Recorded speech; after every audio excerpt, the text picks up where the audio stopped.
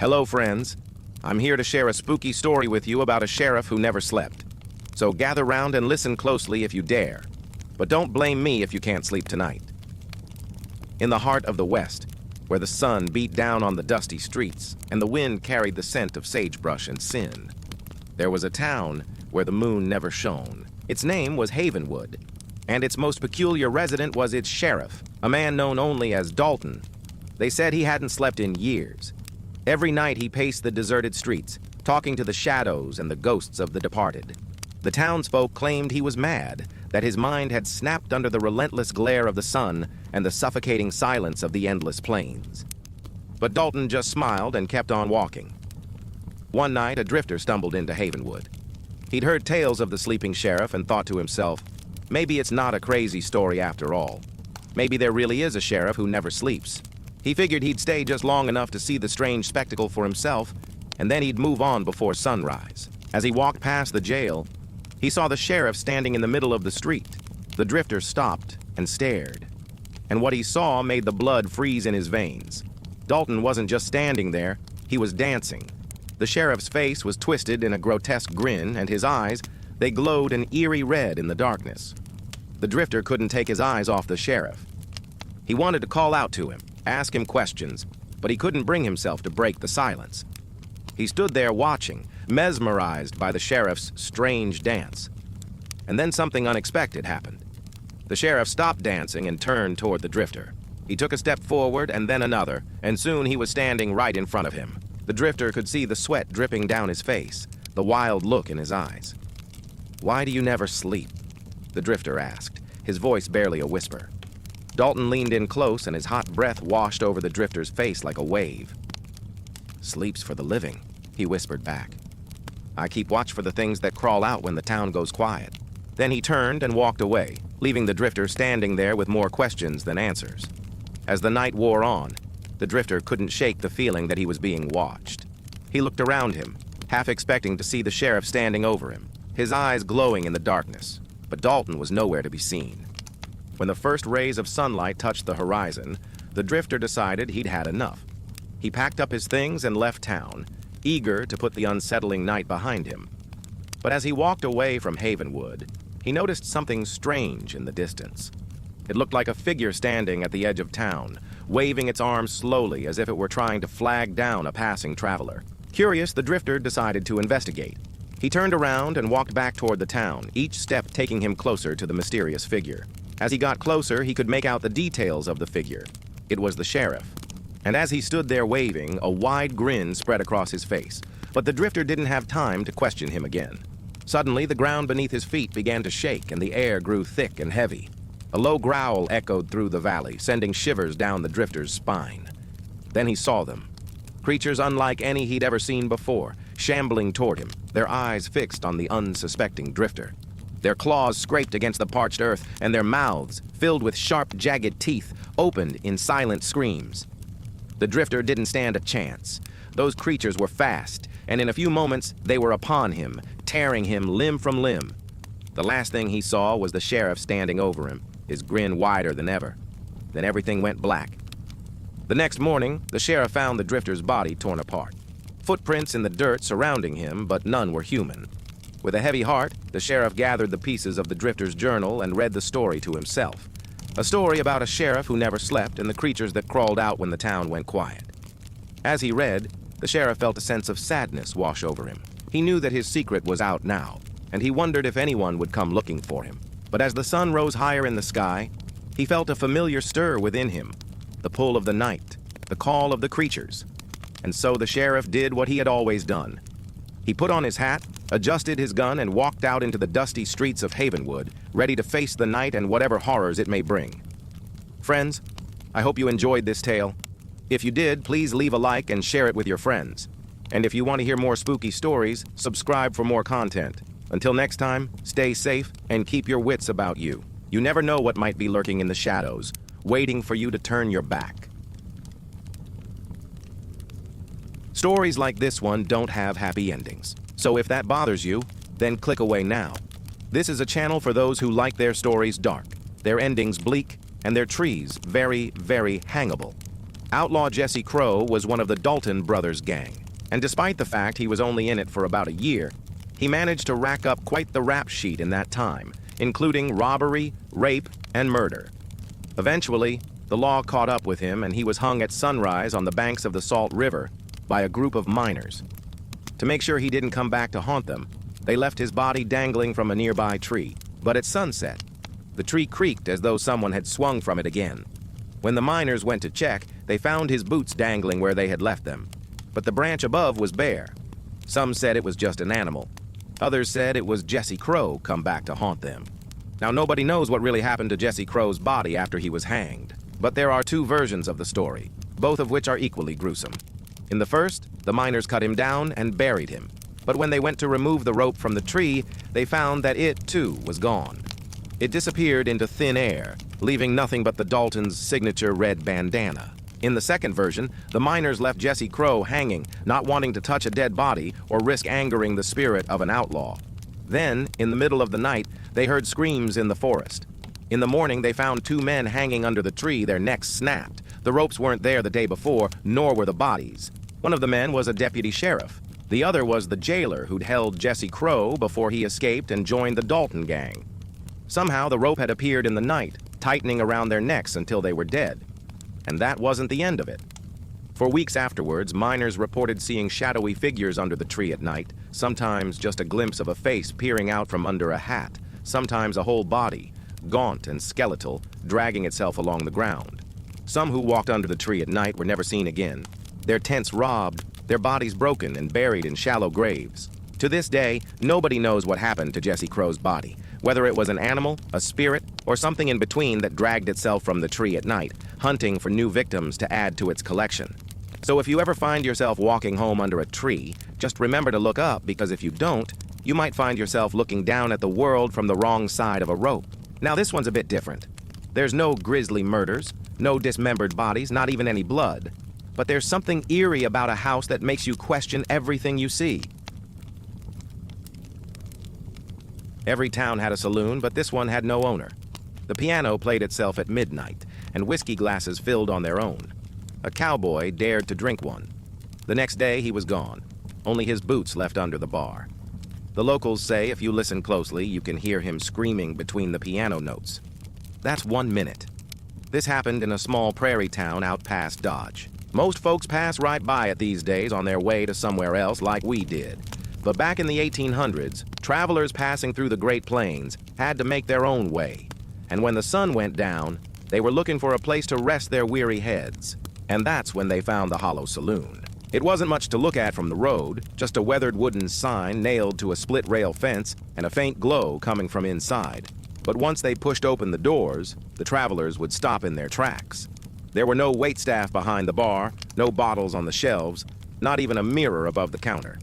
Just an assortment of whiskey glasses sitting on a worn wooden bar top. And as soon as they stepped inside, the glasses would start filling up with whiskey.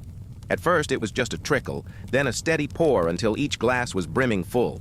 Some would say it was a miracle, others a magic trick, but most folks just saw dollar signs dancing in front of their eyes. After all, it was free enterprise in its purest form.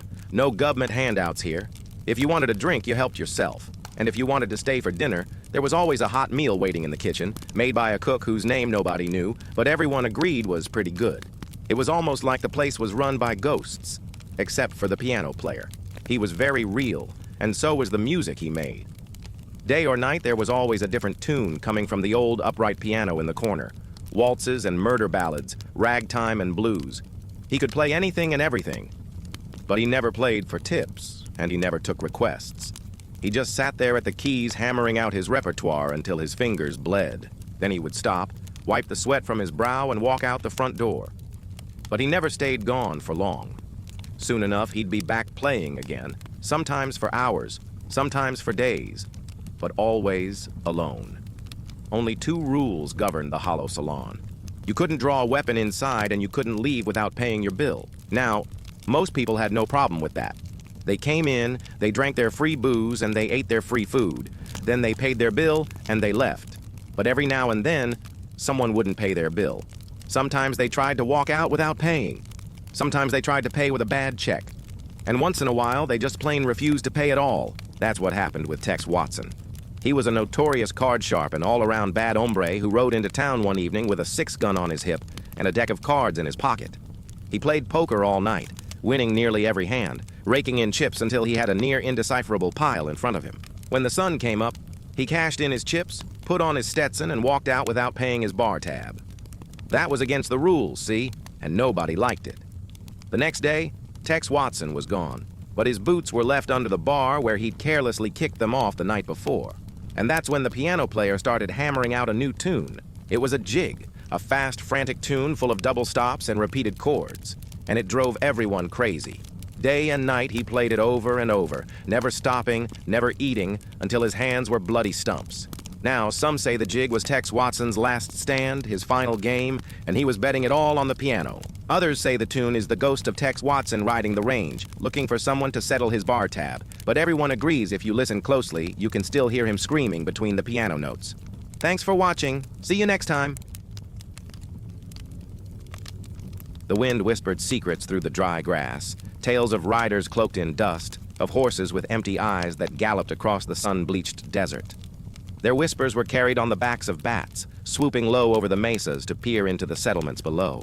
And when the moon was full and the night was still, the cattle would hear the clop of their hooves on the hard-packed earth, and the cattle would die. Not of fright, for they felt no fear, but of sorrow. For when the ghost riders came calling, it meant death for the unwary traveler, a fate worse than the scorching sun or the creeping desert cold. It was said that those who met the ghost riders in the night were never seen again. The bravest souls who defied the call of the riders found themselves lost in the desert, wandering until they too succumbed to the relentless sun or the unforgiving sand. To encounter the ghost riders was a fate worse than death, and the legend only grew with each retelling. Old Tom knew better than to question the stories he heard down in the saloon. There was a time when the ghost riders did ride these plains, though no man knew how long ago that was. Maybe 10 years, maybe 30. But old Tom had been young once, just like me, and he'd run from the law with a sack of gold under his arm and a bullet with his name on it hot on his trail. He'd heard the call of the ghost riders, the whisper of death in the night, and he'd seen the pale faces of the riders up close, their eyes hollow sockets, staring straight ahead. He remembered the stench of rotting flesh and the taste of blood on his lips. He could still hear the mournful cry of the whippoorwill, the lonely wail of the coyotes, and the distant rumble of thunder that had promised rain, but brought only blood. He remembered the sky choked with black smoke, the ground trembling beneath the thundering hooves of the riders' horses. And he remembered the silence after the storm, a silence so profound it screamed in his ears. It was a silence that spoke of a world drained of all sound, all life, all hope. The memory of that night, the terror of it, the awe, the despair, it was burned into his brain. It was a brand that seared him awake every time he tried to sleep. Every time he closed his eyes, he saw the riders, smelled the blood, and heard the whisper of death. For a moment, he saw my face in the dusty mirror, my own eyes hollow and dark. Then he looked away, unable to meet my gaze. He had seen enough death to last a lifetime. It wasn't something you ever forgot. It was a wound that never healed, a scar that never faded. When the ghost riders came, there was no escape. You couldn't outrun them on foot or on horseback. You couldn't hide from them in the canyons or in the caves. When they came, you rode with them or you died, and death was preferable to riding with the ghost riders. For those who rode with the ghost riders, the night turned into an endless nightmare. The air grew thick and heavy, making it hard to breathe. The silence was deafening. The moon hid its face behind a veil of clouds, leaving the world in darkness. As the hours passed, the silence became unbearable, broken only by the pounding of their hooves and the creaking of their saddles. As the first rays of sunlight touched the horizon, the riders vanished like smoke in the wind. Leaving their mounts, skeletons picked clean by vultures, their bones bleached white by the sun. No one knew where the ghost riders came from or why they rode at night. Some said they were the souls of Confederate soldiers who died in the Civil War, doomed to wander the earth, seeking rest but finding none.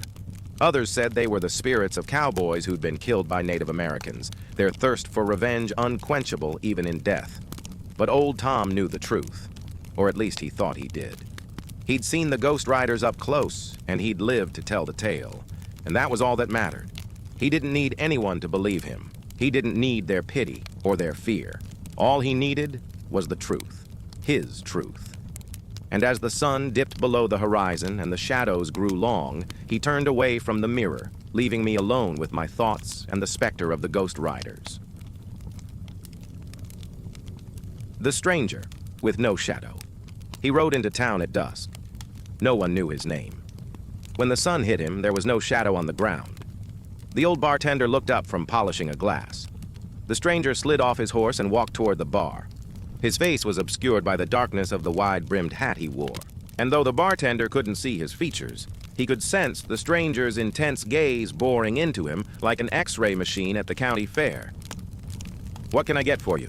the bartender asked, trying to ignore the prickling sensation at the back of his neck. The stranger didn't reply right away. The only sound in the nearly empty bar was the lowing of distant cattle and the clinking of the ice machine as it prepared the bartender's newest customer's drink. Finally, the stranger spoke, his voice a gravelly whisper that seemed to slither through the air. "You've got 2 days left." With that, he paid for his drink and walked out into the night as silently as he had come. The bartender shook his head, thinking it had all been a dream. But when he went to pour the stranger's drink, his hand trembled so much that he spilled some of the amber liquid onto the counter. Startled by his own shaking hand, he took a deep breath and tried to calm himself. What had been that guy's problem? And why did the stranger seem so damn familiar? Still puzzled by the encounter, the bartender went to bed that night and tried to put the strange visit from the mysterious customer out of his mind. But as he lay in bed, he kept replaying the events of the evening over and over in his head. Who was that guy? Where had he come from? Why had he come into the bar just to tell the bartender that he had 2 days left to live? Had he been serious or was he joking? And if he was joking, why did his eyes seem to burn right through the bartender's skull when he said it? Sleep evaded the bartender that night, and by the time the sun began to rise, he was more frightened than a coyote caught in a cattle prod. As the morning wore on, he watched the sky anxiously, counting the hours until sundown and the return of the mysterious stranger. Every hour seemed to take an eternity, and by the time the sun began its slow descent, the bartender was a bundle of nerves. As dusk settled over the horizon, the swinging doors in the saloon opened and the bartender's blood ran cold. It was the stranger. He had returned. But even worse than that, the stranger wasn't alone. Riding in with him were 3 men whose faces were hidden behind their own wide-brimmed hats. The bartender's hands trembled as he poured the stranger another whiskey. The stranger turned toward him and smiled, or at least the bartender thought he smiled. It was hard to tell because of the stranger's hat. But there was something about the stranger's demeanor that told the bartender that the smile was meant for him. "I see you remembered our little wager," the stranger said, his voice raspy and dry as the desert wind. "And who might these fine gentlemen be?" the bartender asked, trying to keep his voice steady. "My friends," the stranger replied, still smiling. "We have come to collect." Then with a flick of his wrist, he gestured toward the 3 men behind him. "Search the place." The 3 men fanned out, their gazes sharp and unwavering like a hawk eyeing its prey. They tore the place apart, but the bartender remained calm, though inside he was screaming bloody murder. What did they want? How much money did they think he had stashed behind the bar? Would they kill him if he didn't have enough? After what seemed like an eternity, the 3 men gathered back at the bar. One of them leaned in close to the bartender and hissed, "Where is it? Where's the money?" "Money," the bartender whispered back as if sharing a secret. "All I have is 2 days." The 3 men looked at each other, confused. "What do you mean?" one of them asked. The bartender gestured to the stranger. "He came in last night and told me I had 2 days left to live. He said he'd be back this evening to collect. Is that some kind of joke I'm too stupid to understand? Because if it is, it's really not that funny." The 3 men burst out laughing, slapping the counter and shaking their heads in amusement. "Oh man, you really are as gullible as we thought," one of them said between laughs. When they had all calmed down, the stranger finally spoke. "Listen, we didn't mean to scare you, but we were hoping you'd help us out. We don't want to hurt you." "Help you with what?" the bartender asked, suspicion creeping into his voice. "We need a place to hide," the stranger said. "There's a reward on our heads and the law's after us. We figured we could trust you." "Trust me?" the bartender scoffed. "You came into my bar at dusk, rode in with 3 other guys and threatened me. You think I'm gonna let you hide in my bar? But we'll pay you. one of the men said. "We've got plenty of money." "Yeah," the bartender said, leaning in close. "Or maybe you came here to collect on that bet you made with me last night." The stranger didn't reply, and the silence stretched between them like a taut rope. Finally, the stranger spoke. "I won't ask you again. Let us hide in your cellar until sunrise. After that, you'll never see us again, and we'll leave you with a sack full of gold." The bartender stared at the stranger, weighing his options. He knew the stranger and his goons would hurt him if he refused. And if he accepted, well, he might just end up dead in the desert with skin as black as burnt toast. Either way, he was in too deep now. There was no turning back. "All right," the bartender finally said, defeated. "You can stay in my cellar, but if any one of you snakes tries anything funny, I swear I'll—" "You'll what?" the stranger interrupted, stepping closer to the bartender. "You'll try to make a citizen's arrest? You'll call the cops? You'll blow the dust off that old shotgun you keep behind the bar?" The stranger laughed, a harsh, grating sound. "You're bluffing. You won't do anything." With that, he turned and strode out into the night, leaving the bartender standing alone in the dim light of the saloon, wondering if he'd made the worst mistake of his life. Once upon a time, in a forgotten town that had seen better days, there stood a church. It was an old building made of gray stone, so gray it was almost black. The church had no cross, no priest, and no name. People from the nearby village avoided it because they believed it to be cursed. Travelers who entered the church never came back. Some said they heard voices inside, others claimed to have seen shadows moving in the windows. But no one knew for sure what happened to those who dared enter the church, not even the villagers who lived just a stone's throw away. Then one day, a young man named Thomas decided to solve the mystery. He'd heard the rumors about the church, but he couldn't understand why a place of worship would strike fear into people's hearts. So as the sun rose higher in the sky, he set off toward the church to uncover its secrets. As he approached the building, he noticed that the door was slightly ajar. Thomas hesitated for a moment, then pushed the door open and stepped inside. The air inside was musty, as if no human had breathed in its stale air for many years.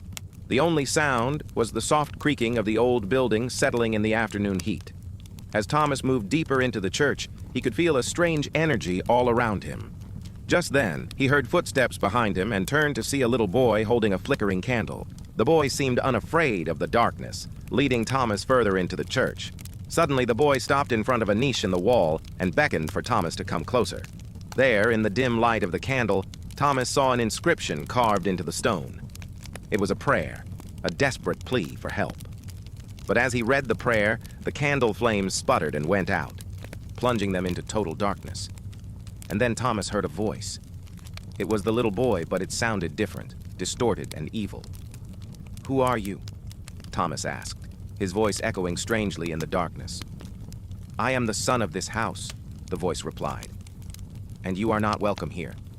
As the voice spoke, Thomas could feel something dark and cold slithering over him, coiling around his legs like a snake. Panic surged through him as he stumbled back, knocking over a loose stone, and then the most terrifying thing happened. The stone beneath him seemed to open up, revealing a gaping hole in the floor. The voice laughed, a sound like nails on a chalkboard. "Welcome to my home," it hissed. "No one ever leaves once they enter. I am the floor, and I am hungry."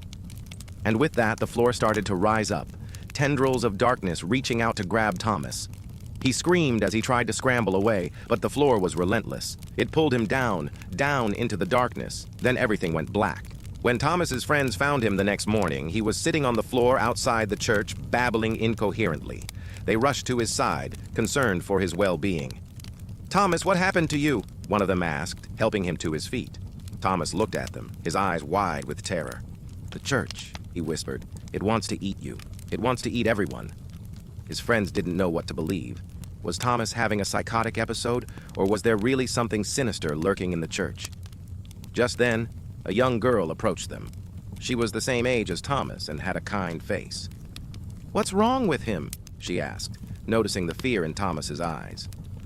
"I don't know," one of Thomas's friends replied. "He came out of that church like a madman."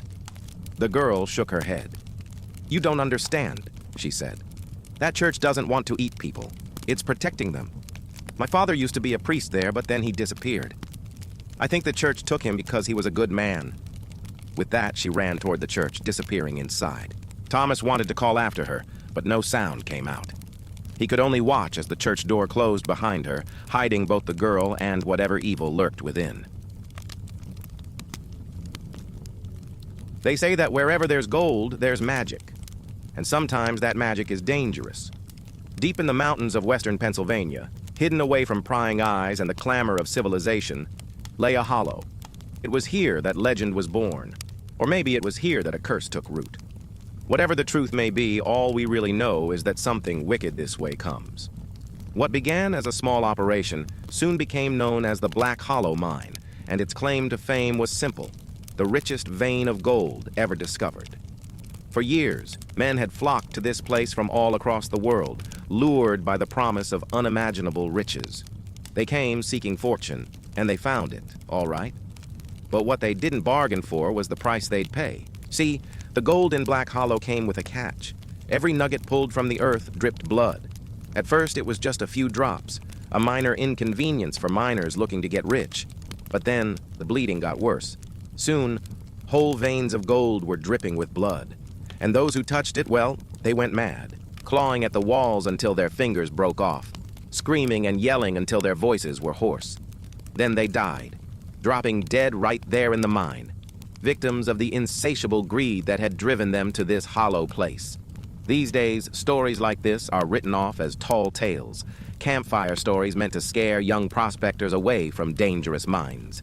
But back then, people believed these stories, so much so that no one would go near the place. It was shunned and avoided. For decades, the entrance was sealed shut, and the only sound that could be heard was the wind whistling through the trees.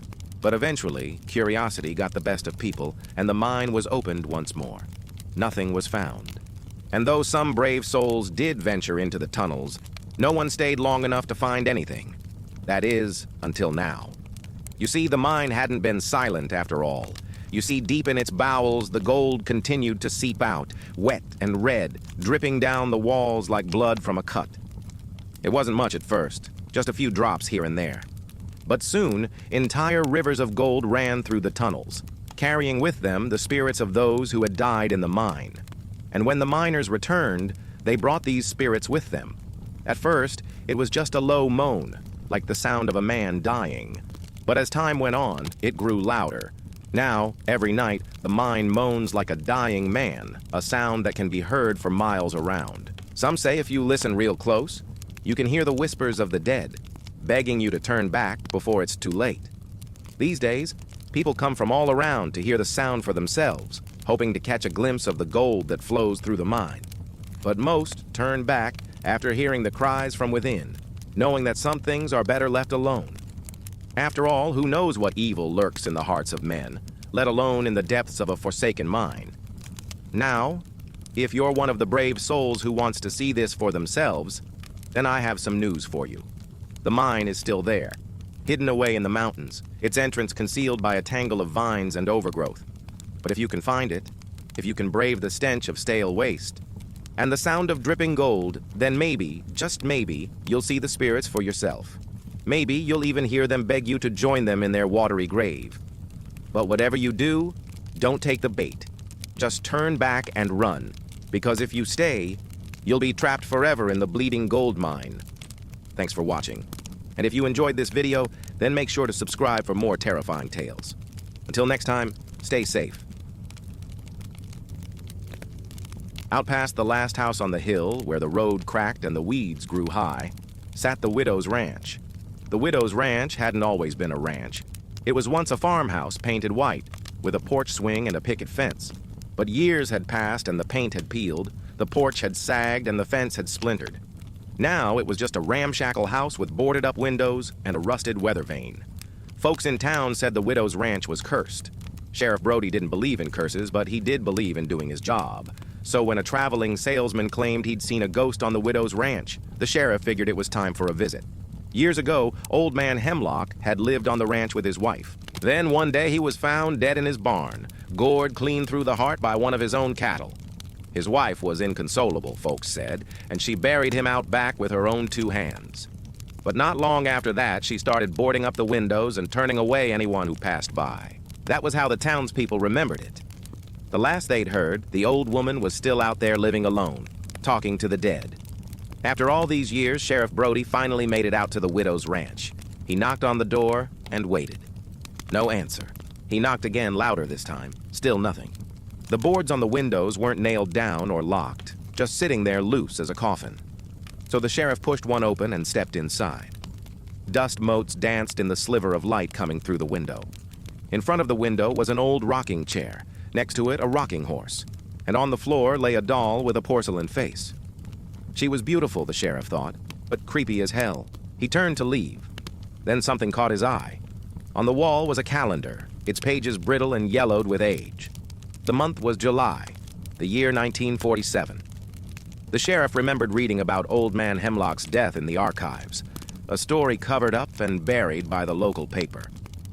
Hemlock had died on July the 12th. Suddenly, the sheriff wasn't so sure he wanted to find the widow Hemlock, but curiosity got the better of him. He looked around for another way out. The front door was locked tight. He tried the window he'd come in through, but it wouldn't budge. He tried the other windows, each one stuck fast. The sheriff was trapped in the widow's house with a dead man's rocking chair and a porcelain doll with a smile. Then he heard it, the sound that made the hairs on the back of his neck stand on end, the sound that made him want to crawl out of his skin and run screaming into the sunset. Someone or something was rocking in the chair. At first it was slow and deliberate, then faster, faster, faster, until it was a blur. And then just as quickly it stopped. The sheriff backed away from the window, his eyes wide, his heart pounding. Was it a ghost? Maybe. Or maybe it was something worse. Suddenly, he wasn't so sure he wanted to find the widow Hemlock. He tried the window again, and it opened.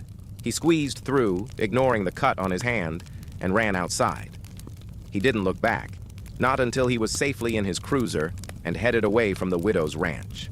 Later, at the station, he told the story to anyone who would listen. Some believed him, some didn't. But no one offered to go see the widow Hemlock, not even the new deputy, Billy Joe, who was fresh out of the academy and eager to prove himself. So the next day, Sheriff Brody went back, this time with Billy Joe in tow. They tried the front door. It was unlocked. They stepped inside. The rocking chair was still there. The rocking horse still beside it. The doll lying on the floor with its porcelain face turned toward them. And then they heard it. Someone was rocking in the chair. Again, it started slow and deliberate. Then faster, faster, faster, until it was a blur. The rocking stopped, and a voice echoed through the room. "Find me," it said. "Find me, and I'll tell you what happened here." The sheriff and the deputy looked at each other. This was crazy. There was no one else in the house. "Hello?" Billy Joe called out. "Is anyone here?" Only silence answered him. The sheriff felt a cold dread creep up his spine. Something wicked this way comes. He knew he should leave, but he couldn't. Not until he solved the mystery of the widow's ranch. They searched the house, finding nothing but dust and debris. Finally, the sheriff went into the cellar. It was dank and dark, the air thick with the smell of decay. There, in the dim light, he saw them. Dozens of rocking chairs lined up in rows, each one occupied by a corpse. Each corpse was dressed like the old man Hemlock, a smile sewn onto each lifeless face. And at the end of the row was the widow Hemlock, her eyes blank and staring. In her lap was a rocking horse, and as the sheriff watched in horror, it started to move. The Devil's Card Game. Gather round, ye mortals, and listen to the tale of the Devil's Card Game. It's a chilling narrative that will leave you questioning the stakes we play for and the company we keep when the cards are stacked against us. Our story begins with a notorious gambler known for his devil-may-care attitude and an uncanny ability to win every hand. He dominated the tables, leaving his opponents not only bankrupt, but utterly defeated. His luck was spoken of in hushed tones, and many believed he'd made a pact with the very devil himself. One fateful evening, as the gambler was preparing for another night of high-stakes poker, a stranger entered the room. Dressed entirely in black, his face obscured by the shadows of a wide-brimmed hat, he sat down at the table without a word. The gambler, never one to turn down a challenge, welcomed him with a grin, eager to add another notch to his belt. But little did he know he was about to face his greatest opponent yet. They played throughout the night, the only sound the shuffling of cards and the occasional curse. As the first rays of dawn crept through the windows, the stranger looked up, his eyes gleaming with an otherworldly light. Despite the exhaustion evident on his face, the gambler noticed something peculiar. Every pot the stranger had joined, he had won. Could this be the end of his undefeated streak? The thought was almost laughable. After all, how could anyone, even the devil himself, beat someone who was always a step ahead, who could read the cards before they were dealt? But as the final hand approached, the gambler felt a chill that had nothing to do with the morning air. The stranger laid down his cards, and with a flourish, the gambler revealed his own hand. For the first time that night, a genuine smile spread across the stranger's face. Slowly, he reached out, not to take the pot, but to examine the gambler's cards. And what he found was beyond comprehension. One of the gambler's cards was completely blank. In that instant, the gambler understood. He hadn't just been playing against another gambler. He had gambled his soul and lost. With the dawn of understanding came the dawning of horror. The stranger, his features now illuminated by the rising sun, revealed teeth that were far too sharp, far too numerous to belong to any man. The gambler's blood ran cold as he realized the truth. He had invited the devil himself into his life and onto his ship. And now, with the first hint of sunlight, the devil was due his payment. With a deafening screech, the gambler's chair scraped against the floor as he scrambled to escape. But it was too late. The devil was swift and merciless. In a matter of moments, he had cornered the gambler. There was no escape. As the sun rose higher in the sky, bathing the room in its golden light, the devil took his final payment. The gambler's soul. From that day forward, the tales of the devil's card game became a cautionary tale whispered among gamblers and dreamers alike. It was a reminder that some games are best left unplayed, some hands are best left undealt, and some deals are best left unbroken. For in the game of life, the greatest losses aren't measured in coins or jewels, but in the currency of the soul. So if you ever find yourself in a game that seems too good to be true, if the stakes seem impossibly high and the players strangely familiar, remember the story of the gambler and beware the devil's grin. For once the cards are dealt and your soul is laid on the line, there can be no turning back. And with that, dear listener, the tale of the devil's card game draws to a close. What do you think? Was the gambler's arrogance his downfall, or was it his fatal flaw to trust a stranger at the table? Let me know in the comments below.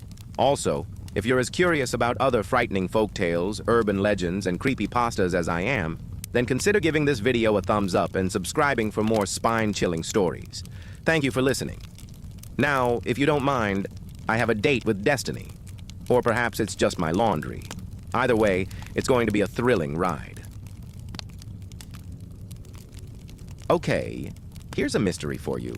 In 1968, an author wrote a story about a ghost town in the desert. And in this story, the townspeople were so fed up with tourists gawking at their way of life that they decided to do something drastic. They began digging massive holes all over town, holes in the streets, holes in their homes, even holes in the church. Then at night, they all climbed into these holes, laid down and buried themselves in dirt. And now, whenever the wind blows across the dunes, you can hear them whispering, "Join us." The story was published in Reader's Digest, and for decades it remained just that, a story. Until one day in 2017, someone posted it online and asked if anyone knew where this strange town might be located. The post went viral and thousands of people were quick to share their theories. Some said it was in Arizona or Utah, states known for their stunning deserts and rich history of mining towns. Others thought it might be in Nevada, home to the infamous Area 51 and a bunch of creepy little towns scattered throughout the barren landscape.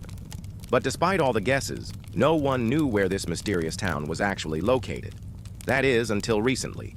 Because after going viral, a few people started taking the story a little more seriously. They hit the books, pored over old maps, and scoured the desert for clues, and eventually they found it. Or at least they think they did. Because in the midst of all this online commotion, one woman came forward claiming to know exactly where the town was. According to her, it was somewhere near the Nevada test site, a vast stretch of desert where the US government used to conduct nuclear tests. And though she didn't come right out and say it, she seemed to imply that the townspeople had actually buried themselves alive as a way to escape these nuclear tests. Now, at first, no one paid much attention to her story.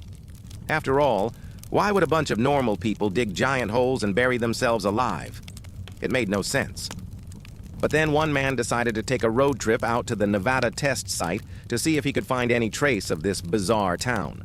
And what he found was a wash, a dried-up riverbed with a bunch of old mining equipment scattered around. And while it may not look like much today, Back in the 1960s, this area was a bustling hub of activity. But in 1968, the U.S. government decided they wanted to use this area for something else, nuclear testing. So they bought out all the miners and moved them to another part of the state. Except some of the miners didn't want to leave. They liked their homes and their jobs and the familiar surroundings, so they refused to budge. According to reports, the government tried everything they could to get the miners to leave, but the miners were determined to stay put. Eventually, the government gave up and built a massive fence around the test site, effectively cutting off the miners from the rest of the world. They were trapped.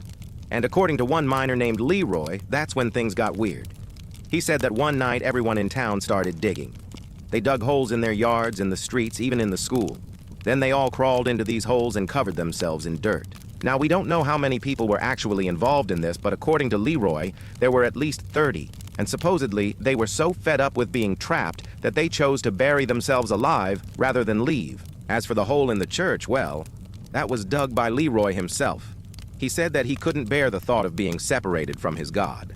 So he spent weeks digging a hole so that he could crawl under the church and keep praying. Now, this story has never been confirmed, and there's no physical evidence to back it up. But one thing's for sure, the miners were eventually forced to leave the town.